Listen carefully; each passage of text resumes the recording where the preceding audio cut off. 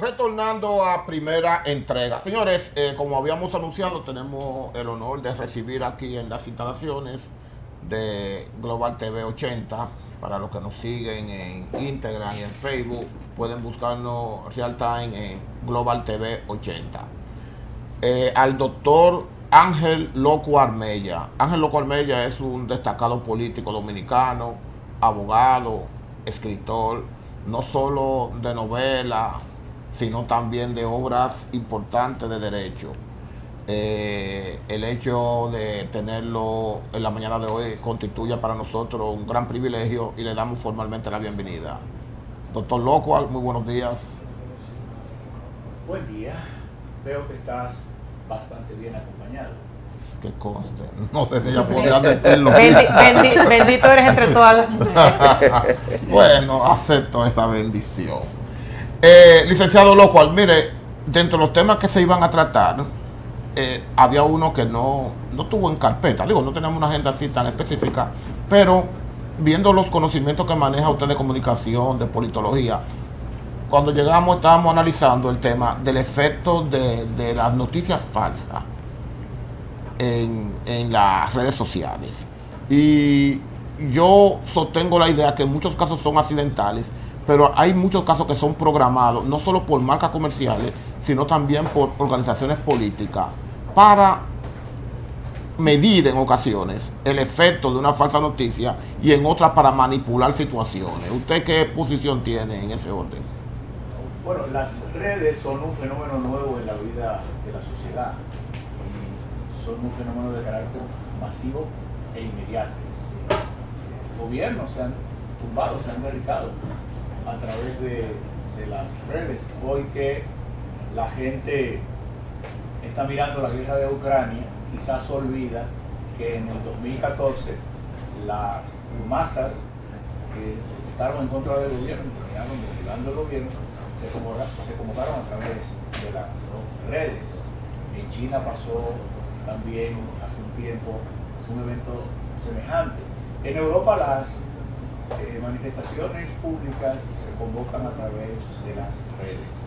Y ya hay presidentes que han sido elegidos por su manejo de las redes, como el presidente Bolsonaro de Brasil, y otros, como el presidente Luis Abinader, se maneja bastante con las redes, porque ustedes recuerdan que él fue anunciando el gabinete a través de las redes y se mantiene al día en la comunicación horizontal con ciudadanos y con funcionarios del gobierno. Las redes son una realidad y nadie puede estar en la vida pública, quizás ni siquiera en la privada, sin estar pendiente de las redes. A veces tú vas a almorzar con alguien para hablar y encuentras que en una mesa donde hay 4 o 6 personas. Sí, no, eso es un fenómeno muy serio, porque hay momentos en el que estamos 5 reunidos y estamos hablando entre los 5 por WhatsApp, dando presencial. Sí. Y usted se pregunta, te quiero decir una cosa a ti, el fenómeno del manejo de las redes sociales constituye un caso a analizar, porque tú te encuentras buscando la lógica. Bueno, tal vez evita el acto de mala educación. De hecho, ayer conversamos con respecto a lo que usted comenta del presidente Luis Abinader. Ayer comentábamos eso, sobre, yo le comentaba a nuestro entrevistado de ayer, sobre la política, la nueva política. Ahora hay muchos, yo mencioné a Ito Bisonó, usted mencionó al presidente Luis Abinader, hay muchos políticos que se han hecho populares, se han hecho famosos, se han acercado más al pueblo, más que como por la clásica política de antes, de sentarse frente a un televisor a la hora de interrumpir la telenovela y sentarse a prometer o a decir, ya con el simple hecho de hacer que videos graciosos o un video que lo acerque, un video con su esposa, en el caso del presidente, que haga sentir al pueblo involucrado, que le dé más vistosidad, está dejando un poco atrás al político, quizás, no digamos real, pero sí quizás el político más de carrera, el político que quizás no es tan preocupado por ponerse frente a un teléfono a hacer un video o a subir una fotico o a tratar de tener eso, sino que está más enfocado quizás el político un poco más clásico que esta nueva política de exposición social que tienen las redes sociales. Por eso yo entiendo, o qué opina usted de estos dos tipos de nuevos políticos y el político, digamos, clásico. Pero vamos a hacer una breve pausa. Parece que hay un tema técnico que el micrófono se está escuchando muy bien. Vámonos para una breve pausa y en pocos segundos retornamos.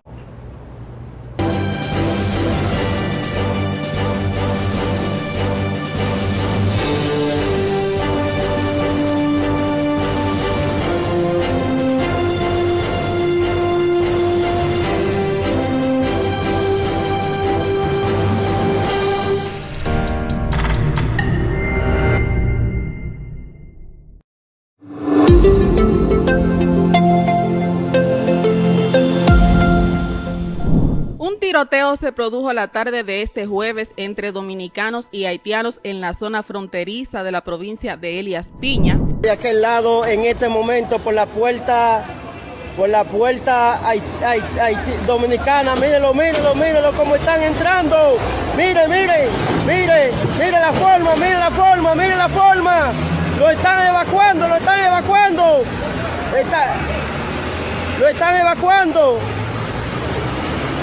¡Lo están evacuando!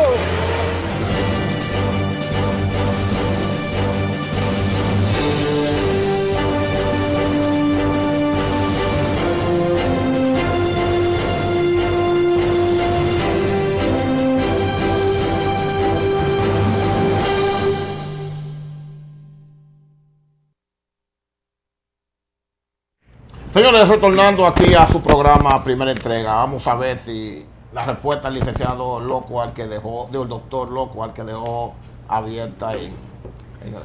Mira, las bases de la política y de los políticos, como cabeza de las ciencias políticas en el ejercicio del poder, yo no creo que han variado tanto. Lo que ocurre es que las variaciones de la tecnología lo han hecho actualizarse. Los políticos siempre han tenido la necesidad de mantenerse en contacto con la gente y tomar feedback, informaciones cada día y variar políticas, pero nunca se dispuso de la tecnología masiva e inmediata que tenemos hoy. Cuando empieza el mundo a cambiar un poco con la globalización, después de la caída del muro de Berlín y de la descomposición de la Unión de Repúblicas Socialistas Soviéticas, que hoy se tratan de recomponer a la fuerza, el mundo se volvió una aldea.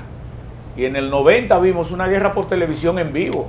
Sí. Y luego vimos cómo el mundo se enteraba en segundos de la destrucción de las Torres Gemelas.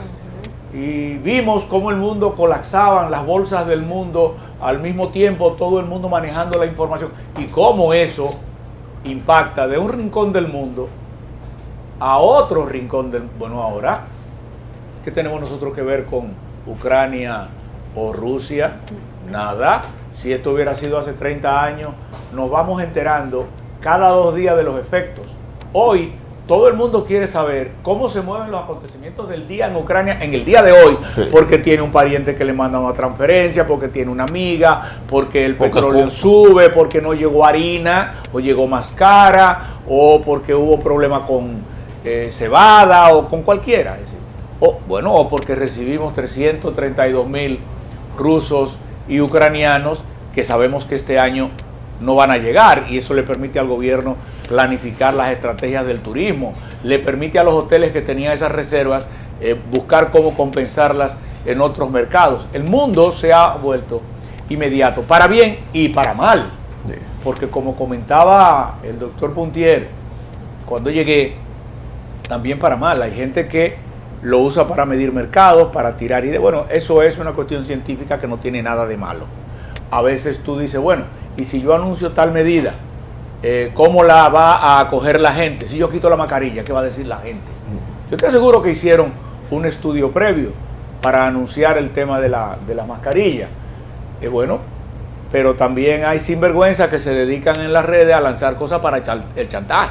Sí. Sí. Hoy una de las industrias más florecientes es la industria de la extorsión, a través de las redes. Entonces hay buenas, hay malas, las legislaciones no están todavía tan actualizadas y no son tan eficaces como marcha la delincuencia. La delincuencia va más rápido que la legislación. Sí. Es normal. Mire, doctor, vamos a entrar al campo local ya. Vamos a entrar al campo, al patio. ¿Cómo usted ve la situación política en la República Dominicana hoy día? ¿Cómo usted ve el escenario político con mira a las elecciones del próximo año? Digo, del 2024. Miren qué rápido voy. Tener el deseo. Bueno, es evidente que el presidente Luis Abinader está bien situado. De persona a persona, si las elecciones fueran hoy, él las ganaría. Creo que debería hacer algunos ajustes, porque él tomó las riendas de la administración pública en un momento de crisis, y de ese momento de crisis ha pasado a otro momento de crisis en el mundo por motivos distintos. Y creo que un par de ajustes le harían mucho bien. Pero hoy, de persona a persona, él no tiene competidor. Quien más se le acerca es el presidente Leonel Fernández, que le sigue en las encuestas, pero no tiene la estructura que requeriría para lanzar y sostener una candidatura ganadora. La estructura de oposición más fuerte sigue siendo el Partido de la Liberación Dominicana. Si tú lo comparas de persona a persona, hoy yo creo que el presidente Luis Abinader repetiría. Si tú lo comparas entre estructuras que pesan en una campaña, es probable que una alianza PLD, Fuerza del Pueblo, pueda ganar las elecciones o pueda forzar, si se van separados, a una segunda vuelta. Es probable que haya alianzas desde el Congreso, igual a como la hubo en la contienda pasada, que determinen una alianza en la presidencial si se producen alianzas en las elecciones municipales. Lo que va a ocurrir lo vamos a empezar a ver en realidad en el curso de este año, porque hasta este año las fuerzas políticas estaban soportando el peso de la pandemia, y hablarle a la gente en pandemia de política era una tontería. Todavía hoy hablarle en medio de la crisis no es en todos los temas muy sabio, pero la crisis produce temas. La crisis te produce el tema de la inflación o te lo agrava. La oposición te va a decir que había un poco de inflación antes de la crisis de Ucrania, pero nadie va a negar, nadie puede dudar que hay una parte importada de la inflación que la gente está padeciendo ahora y que se debe a el proceso de invasión que se produjo en el mes de febrero a cargo de Rusia en Ucrania, y las reacciones que el mundo occidental ha tomado en contra de Rusia, que no tienen otro ejemplo en la historia, porque las guerras se dirimían siempre, esencial y a veces casi básicamente, con armas y hombres. Y hoy no. Hoy la guerra financiera es tan eficaz, es tan devastadora como la guerra convencional. ¿Tú me quieres decir? Ese bloqueo que le hicieron a Rusia de tarjeta de crédito, de transferencia, de no comprarle, es una guerra financiera muy agresiva. Así es. Yo creo que hoy... Muchas marcas también se retiraron. El día de ayer cerraron todas las sucursales de McDonald's, por ejemplo, que es una multinacional de siempre, entre otras marcas que se retiraron. Facebook, se retiraron de Rusia. Bueno, ya salieron, en el día de ayer salió la cuarta ronda de sanciones. Ya ayer incluyeron los bancos de Bielorrusia en el tema del SWIFT. El SWIFT para la gente normal es como el WhatsApp, solo que es el WhatsApp que utilizan los bancos. Si tú eres un banco y te sacan del SWIFT, tú no puedes recibir transferencias del exterior ni puedes hacerla. En consecuencia, tus actividades se tienen que limitar local, exclusivamente al tema local. Y el mundo de hoy es un mundo interconectado. Cuando te suspenden, que todavía a Rusia no le han suspendido la compra de todos los productos, pero ya le han suspendido la compra de la mayoría de los productos, aunque dentro de esos productos hay 3 que todavía las sanciones para ellos no aplican a plenitud, aunque afectan de todas maneras, porque al no poder comprar y vender a través de los bancos, resultan afectados. Pero todavía Europa depende del gas, sobre todo ahora en el invierno, depende del carbón y depende del petróleo ruso, en un porcentaje alto, 46, 40 y 27. Mientras Estados Unidos depende poco y por eso aplicó sanciones ya de inmediato, y también lo hizo el Reino Unido, el resto de la Europa continental, los 27, tienen que ir viendo dónde consiguen un proveedor para poder sustituir la energía que traen desde Rusia. Por eso ustedes ven que hay cambios tan drásticos en la política del mundo. De hecho, en ese mismo orden, sí, va a mencionar lo de Venezuela, lo de la comisión estadounidense que enviaron a Venezuela a tener diálogos cuando se sabe que ya esta bilateralidad estaba cerrada, porque de hecho en Venezuela ya ni siquiera existe una embajada americana para que las personas puedan tener la oportunidad de solicitar aunque sea una visa de paseo. Y ahora el presidente Biden, a raíz de la guerra, mágicamente quiere retomar las conversaciones con Venezuela y se asume o se presume que esto es por el petróleo. No, se asume y se presume, no, es por el petróleo. Bueno.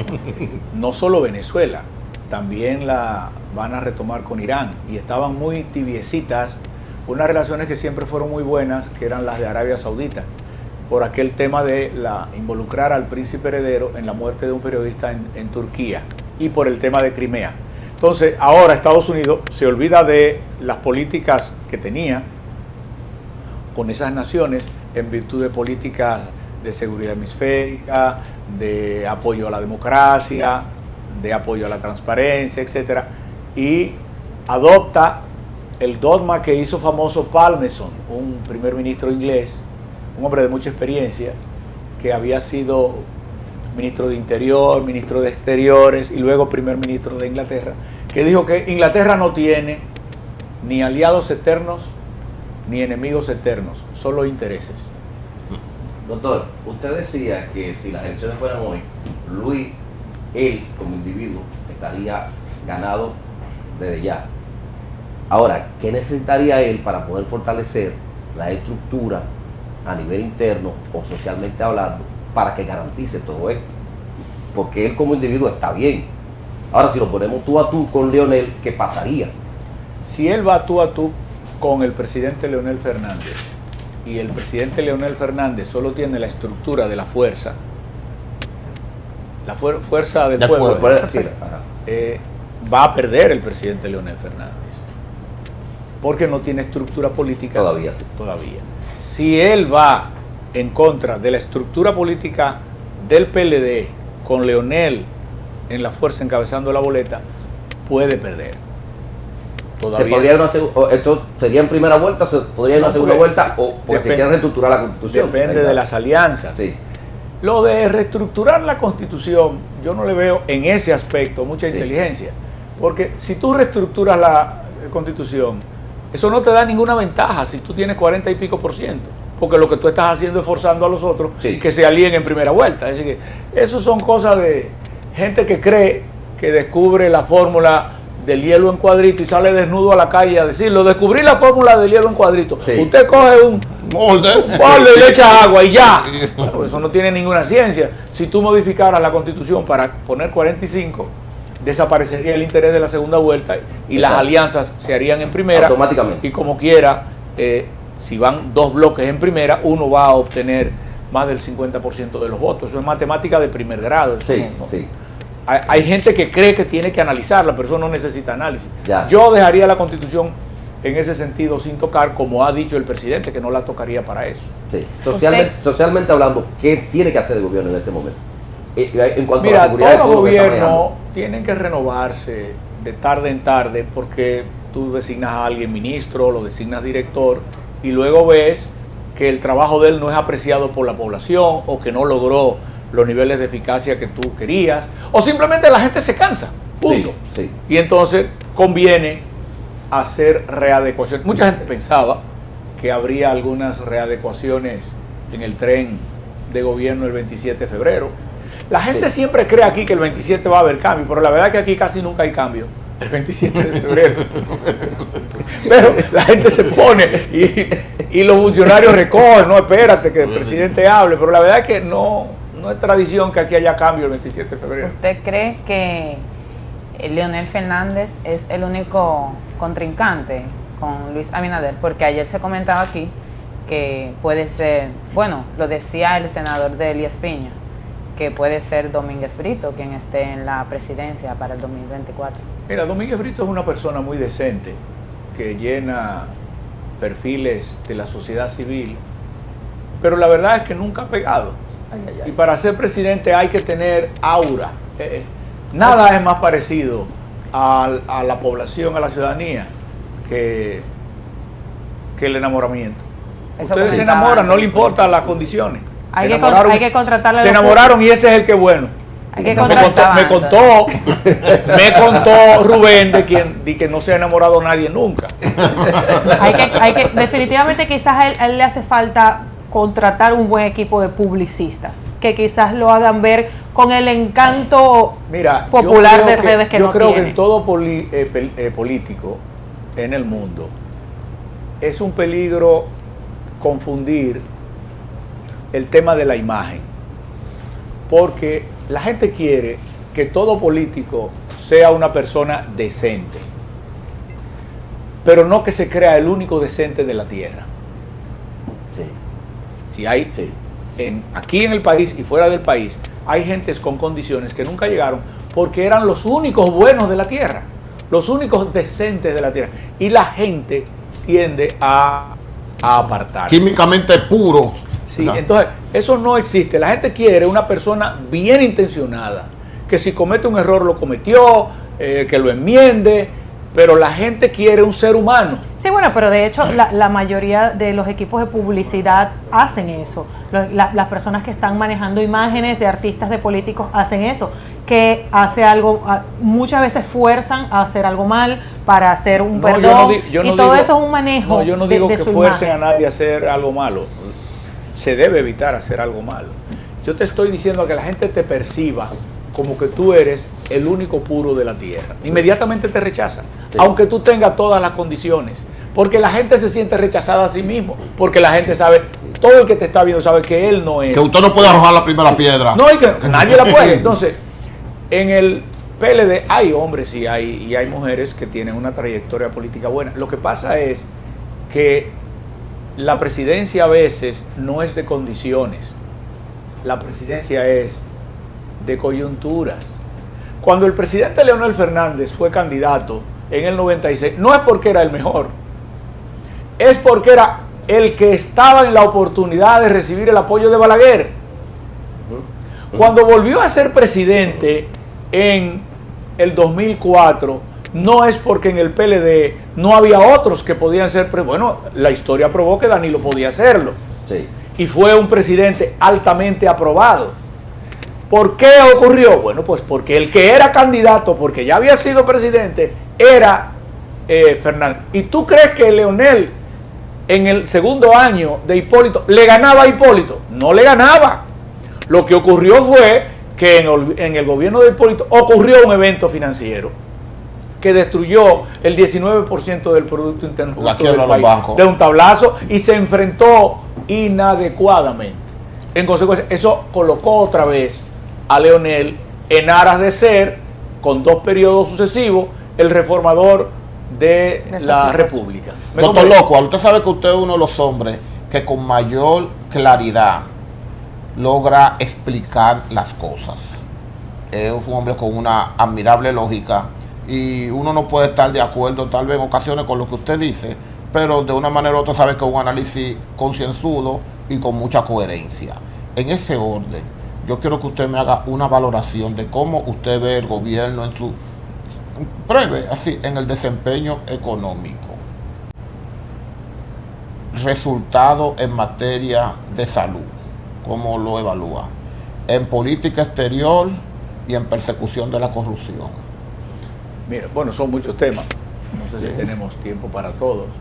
Mira, así a vuelo de pájaro. Nadie puede negarle al gobierno que ha tenido éxito en materia económica, porque recibió a un país devastado, en cesación económica, y logró colocarlo en el tren. La economía volvió a crecer y hay errores, creo que hay errores en la política económica, pero en sentido general la política económica ha sido exitosa. Hay cosas que se hicieron ayer con éxito que tal vez tú no la vas a poder repetir mañana. El presidente ha logrado tener buenas reservas, entre otras cosas porque a principio de año, en enero, han hecho colocaciones de bonos para el déficit del gobierno y eso le permite mantener durante todo el año buenas reservas, acompañadas del empuje que mantuvieron en la pandemia las remesas de los dominicanos en el exterior. Entonces la economía ha crecido.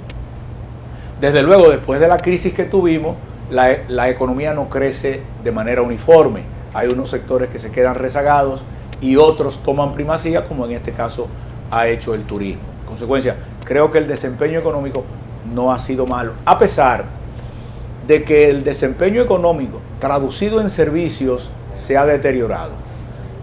Los servicios públicos en algunas áreas han retrocedido en vez de haber avanzado. En materia de salud, es innegable que recibió un país con una emergencia sanitaria y la pudo manejar bien. La pudo manejar bien, hay que ser honesto. Hubo medidas que se tomaron previamente que fueron previsoras, como la compra, las negociaciones de las vacunas y eso. Pero nadie le puede negar a Luis, primero, que él se integró a la población. El primer año de él fue un correteo permanente por todo el país y el país lo sintió un presidente cercano en medio de la crisis sanitaria. Hoy yo no creo que haga falta que el presidente siga esa agenda tan agitada, porque creo que el país lo necesita un poco más descansado. Pero negarle a él los éxitos en materia de salud, porque ¿cuáles son los éxitos de materia en salud? Tú lo mides por los números, por los resultados en la población. ¿Qué era lo que la población quería? Bueno, que el tema del COVID se enfrentara y se controlara. Nosotros somos entonces una de las naciones que lo enfrentó mejor. En consecuencia, él ha sido exitoso en materia de salud y así lo dicen todas las encuestas. Él ha seguido una política exterior de alineamiento pleno con los Estados Unidos, de la que se alejó un poco el presidente Danilo Medina con las relaciones con China, que lo enfriaron un poco con Estados Unidos. Bueno, Luis se ha manejado con los dos. Se ha alineado plenamente con los Estados Unidos y ha mantenido la relación con China, en la que dijo que lo único que no iba a negociar eran las cuestiones que... Nada más falta que se declare ciudadano americano. Bueno, cada presidente tiene sus identidades. Él estudió allá. Si tú me dijeras a mí, tal vez yo estudié en universidades españolas, tal vez yo me alinearía más hacia España. Bueno, se ha alineado un poco a los Estados Unidos, que en definitiva son nuestros intereses estratégicos básicos, primarios, porque estamos en su zona de influencia, de manera que yo no creo que lo ha hecho mal en ese sentido. No es que hay que decirle que sí a todo lo que los norteamericanos dicen, pero No, nosotros... y hasta lo que piensan se le va adelante en ocasiones. Sí, los americanos hasta lo que piensan, ni siquiera lo que dicen, hasta lo que piensan. Pero es su derecho, es su política. Usted dirige el programa y tiene derecho a dar esa opinión. Yo no lo veo así. Yo creo que... siempre es lo más inteligente que un país Yo creo que esté de aliado con un país, el país más él ha poderoso. procurado mantener en cada caso los intereses del país. Cuando los americanos no nos dieron la vacuna, ¿de dónde la trajo él? De China. Entonces, Ahora, a nivel de seguridad, se está escapando la seguridad social. Hay una fuerza avasallante en los barrios, en los sectores, que ¿cómo vamos a controlar todo esto? Lo que está Pero pasando, no. esta realidad social. ¿tú te refieres a la inseguridad? De delincuencia, de inseguridad. Bueno, ¿Cómo? la Avasallante. inseguridad, que es un tema que se le critica mucho, Que fue de lo que él planteó. es un tema que vemos que resurge porque en la pandemia no había inseguridad, porque había toque de queda y estaba todo el mundo trancado en la casa, incluidos los delincuentes. Sí. Cuando se reaniman las actividades, cuando se reactiva el país, pues es evidente que la delincuencia también se reactiva y hay que entonces motorizar una fuerza pública que la controle preferentemente antes, que sea preventiva. Sí. Yo creo que el presidente ahí ha dado algunos pasos, no comparto todos los pasos, pero ¿cuántos años tenían los policías esperando que le aumentaran el sueldo? Una policía privada que se está planeando la reforma. Sí, Eso es otra cosa. Sí, pero no se ve, por ejemplo, los Pero no barrios. hay policía privada todavía. ¿Y cuánto ganaba un policía antes y cuánto gana ahora? Sí, eso sí. Pero no se ve ese seguimiento, ese patrullaje, esa fortaleza que quizás la gente está pidiendo en los sectores de los barrios, no se ve. Yo tengo que ir entonces a los barrios. No Yo se estoy siente, viendo o sea, mucha no. patrulla. De hecho, La gente se siente como Oye, huérfana, la gente se siente como hasta huérfana. la carretera, cada 500 metros hay dos franqueadores. No, pero en la zona donde usted vive, Sí. ese tipo de problemas no son No muy existe. habituales. Bueno, te estoy diciendo que voy a visitar Va a barrios, tener que pero visitar yo los ando barrios. por la carretera que anda todo el mundo. Sí, está bien. ¿Por qué siempre los invitados le preguntan la dirección al señor Anthony Quinn?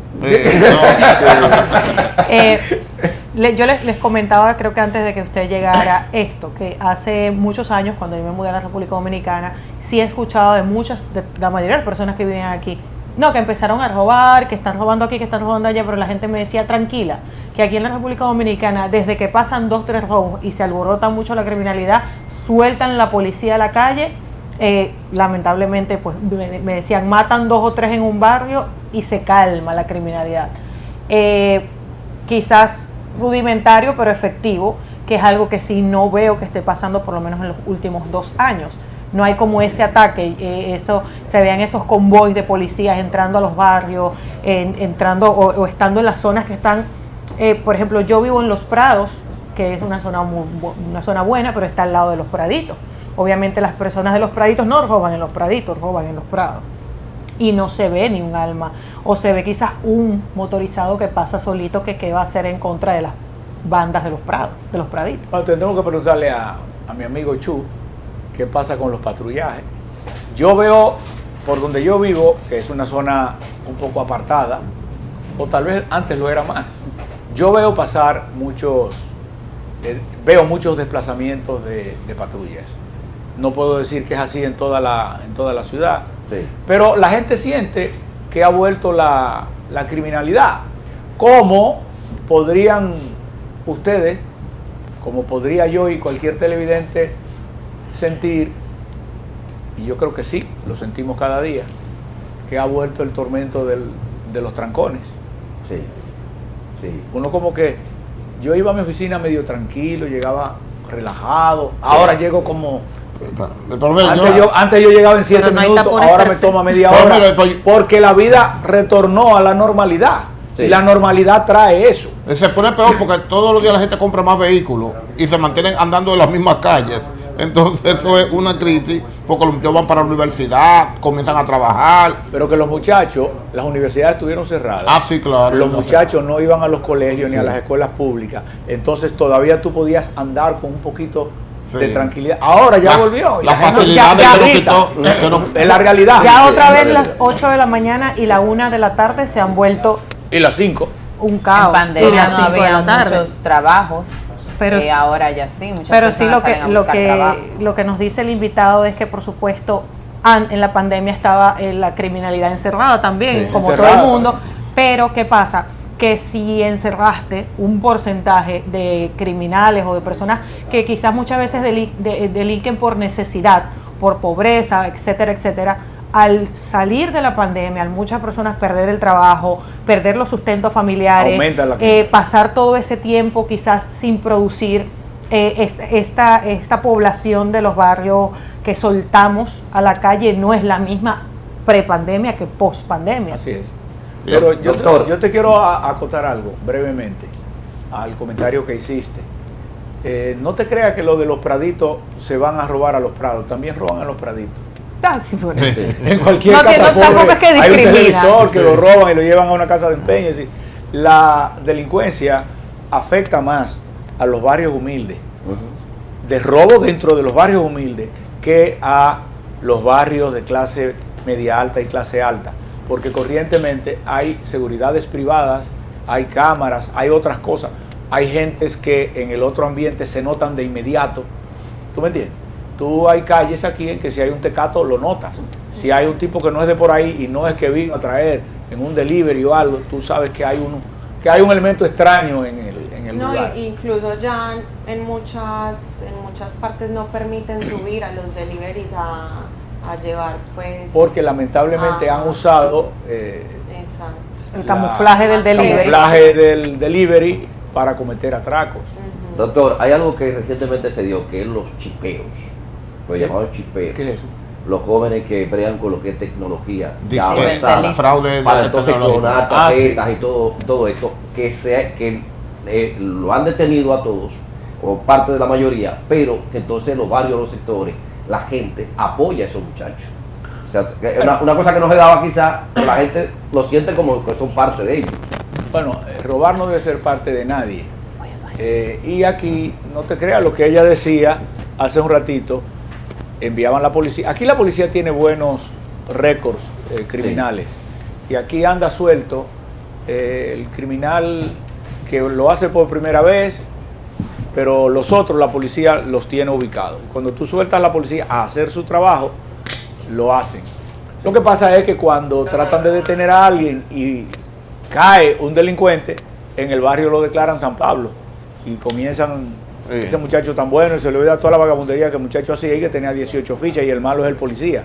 Cuando cae un policía, nadie, es una cuestión cultural, nadie defiende al que cayó cumpliendo con su deber. Sí. Pero cuando a la policía la dejan ir a hacer sus ejercicios, a hacer su trabajo a los barrios, la policía regularmente funciona. Doctor Locual, nosotros estamos profundamente preocupados por el escenario político que se está viviendo en el país, donde se está hablando de una serie de fideicomisos y de acuerdos entre el sector empresarial y el Estado. Y usted se pone a preguntarse en un momento dado, una relación comercial no necesariamente debe terminar bien, puede terminar mal. ¿Cuáles serían, dentro de las cosas que se le pueden criticar para su evaluación, los mecanismos o herramientas para dirimir cualquier tipo de diferencias que se puedan presentar en estas alianzas público-privado o fideicomiso, donde usted dice, bueno, podríamos pensar en un arbitraje, pero un arbitraje local? O sea, ¿cuántos árbitros tenemos nosotros preparados para dirimir ese tipo de conflictos donde no tenemos esos antecedentes? O sea, ¿cuál es la formación? Y, por ejemplo, hay países donde los árbitros solo son árbitros, pero aquí tú estás en la Cámara de Comercio como árbitro y tienes tu oficina de abogado activo. Entonces, hay servicios que son tan importantes como el transporte, como la energía, como la seguridad, que se le puedan poner en la mano a un sector privado como es el nuestro, que una de sus principales características no ha sido la generosidad, y hay cosas que son de servicio y no de negocio. ¿Cuál es su visión en este sentido? Mira, el país ya acumula un nivel de endeudamiento preocupante, y la pandemia y la crisis post-pandemia nos han hecho aumentarlo de manera significativa. En ese sentido, yo pienso que la idea del presidente Abinader de utilizar el fideicomiso como un mecanismo de financiamiento de actividades, yo creo que es buena. Ahora, hay una ley de fideicomiso, bueno, se envió una que se aprobó en enero y se cayó, terminaba la legislatura, le faltó una lectura en la Cámara de Diputados, y ahora se discute una nueva ley de fideicomiso. Yo creo que el fideicomiso es un buen mecanismo siempre que tenga un marco legislativo regulatorio adecuado. Tú has tocado algo que casi nadie menciona. Bueno, la jurisdicción competente, ¿cuál es? Bueno, la jurisdicción competente natural es el contencioso administrativo. Pero desde hace unos años aquí se ha estado incentivando la justicia alternativa que representan los arbitrajes de las cámaras de comercio. Entonces eso te lleva a tratar de saber cuál va a ser el domicilio del fideicomiso. Porque si tú haces un fideicomiso en Pedernales y es de Pedernales, territorialmente de Pedernales, y las entidades son de Pedernales, ¿cuál va a ser la cámara competente? ¿La de Pedernales o la de aquí? En Pedernales es evidente que no hay condiciones para un arbitraje en Bahía de las Águilas, por ejemplo. Entonces tú tendrías que ver si escoge el arbitraje en la Cámara de Comercio y Producción de Santo Domingo. Del distrito, sí, porque ya hay. en Sí. Santo Domingo que no había. Sí. Y eso va a pasar en cada una de las provincias. Entonces, el marco regulatorio tiene que ver cuál es el domicilio. Yo no creo que el Estado esté en condiciones de irse a una justicia arbitral, que es esencialmente una justicia privada, en contra de los intereses del sector privado. El sector privado tiene buen control de las cámaras de comercio y producción de todo el país, porque son del sector privado. En consecuencia, hay que ser un poco cuidadoso en eso. El fideicomiso público tiene que considerar dos tipos de empresas de carácter público: las que son públicas puras, en que el patrimonio es totalmente público, como hubiera sido Punta Catalina, y en donde el patrimonio se convierte en privado porque a la aportación del Estado se suma una aportación de carácter privado, como podría ser el tema de Bahía de las Águilas, que el gobierno aporta las tierras y el sector privado aporta. Pero en la autovía hubo una alianza así parecida. En la autovía hay sí. La otra cosa es que como son bienes de carácter público, yo recomendaría que ya han puesto que el órgano fiscalizador, en el borrador que he visto, es la superintendencia de bancos. Yo no le veo mucha capacidad, mucho entrenamiento, mucha afinidad a la superintendencia de bancos para supervisar fideicomisos, que son administraciones totalmente distintas a la administración bancaria. Yo creo que hubiera sido más sabio crear una superintendencia de fideicomisos o un órgano que se encargue de regular los fideicomisos. Y para mí, en la ley, el presidente de todo fideicomiso debería ser el ministro de Hacienda, porque al final son los intereses públicos los que se van a gestionar ahí. Pero a mí me preocupa, por ejemplo, en Punta Catalina, que se está hablando de un equipo técnico compuesto por 5 personas del sector privado con capacidad de endeudarse en torno a la planta, sin pasar por el Congreso. Eso puede corregirse en la ley, porque hay varios tipos de endeudamiento. Aquí llegamos a los extremos. Sí. Yo fui en estos días a la Biblioteca Nacional. Se iba a iniciar una maestría, fui a verla con la gente de la Universidad de España que la va a impartir, una maestría de Derecho Constitucional y de Derecho Administrativo, y había una también para el Ministerio de Educación. Y voy a un salón y el salón no tiene aire. El director me dice que lo están arreglando, lo van a arreglar, se acaba de dañar. Eso pasa todos los días en cualquier sitio. Voy un mes después y no hay aire. Y la maestría tuvimos que abrirla sin aire. Me comenta el director, una buena persona, un escritor brillante, me comenta que tiene un problema, porque tiene la partida, pero para arreglar el aire, no es para comprarlo, para arreglar el aire que tiene el distribuidor malo, tiene que hacer un concurso.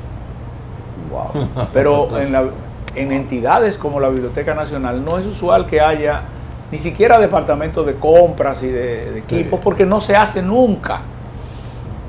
Y entonces tú te encuentras... Y no compran ni libros. Tú te encuentras que hay funcionarios que a veces pueden tener en el presupuesto el dinero y no pueden resolver el problema por la rigidez de la ley de contrataciones que ya tenemos, que dejan al funcionario maniatado. Todo tiene una etapa en la vida de la República, de la nuestra y de cualquier república del mundo.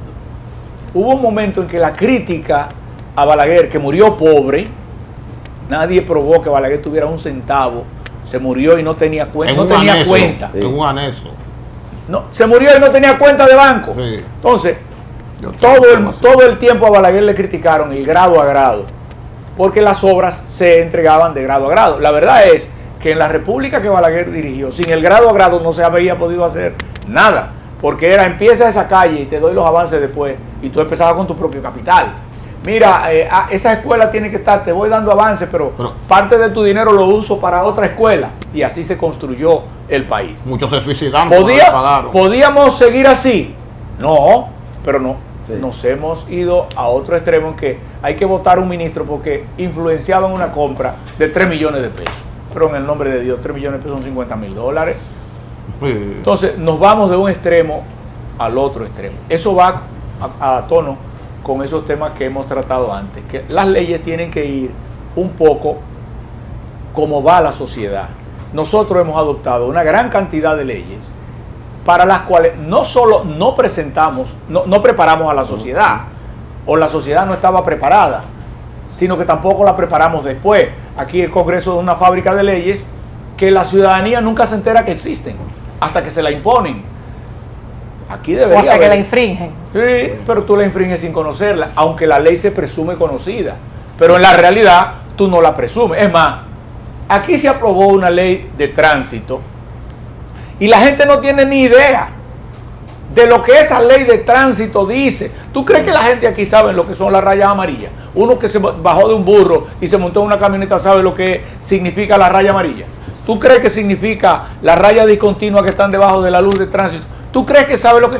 ¿Tú crees que la gente sabe que debe cruzar por el paso de peatones? No. ¿Tú crees que la gente sabe Ay, que ya. debe subir en Boca Chica por el paso de peatones de arriba y se van brincando? No. Entonces hay que educar a la población De hecho, esas para son- que las leyes sean eficaces. Esas son Sí. cosas que se ven a diario. Yo esta mañana cuando venía para acá, sabes que siempre hay muchos carros estacionados lado a lado, lo que convierte las vías de doble vía en una sola una vía del sola. medio, donde todos transitamos así.